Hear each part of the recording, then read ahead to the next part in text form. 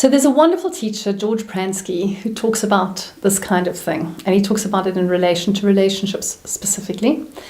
And he has this thing where he says, 10-second rule. If within 10 seconds of starting a conversation with your partner, you are getting yourself into bad feeling, you notice that experience of bad feeling coming up, stop the conversation. Now, when I tell my clients to do this, they're like, but Ange, I'm never going to have a conversation in that case.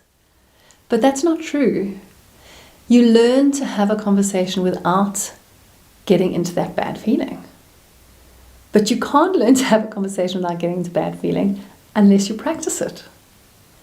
And so when you find that you get into bad feeling and you stop the conversation and you are in agreement with your partner that this is what you'll do, you're starting to learn to respect each other, to notice this is my bad feeling, that is your bad feeling. This is my circus and my monkeys, that is your circus and your monkeys. And that noticing, oh, okay, they need to stop the conversation. They are getting themselves into bad feeling. I need to stop the conversation. I am getting myself into bad feeling. Is really helpful in learning to not take things so personally between you, which is probably one of the big keys to having a great relationship, is not taking things personally. So the 10-second rule for conversations. Now, obviously, if you're in the middle of a work environment and you're having a meeting and you start getting into bad feeling, it's very difficult to just stand up, call a time out and leave.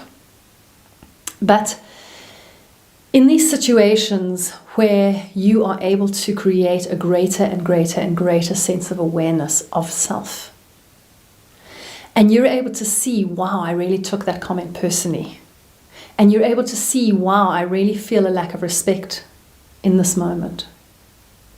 And you can see that you are the one that has made meaning or been psychic or did something that created that feeling.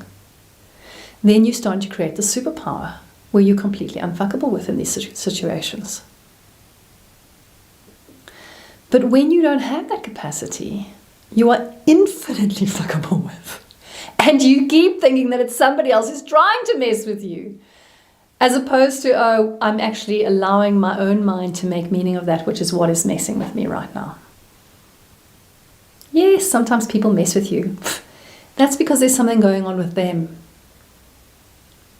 You want to be steady in yourself so that they can have something going on with them.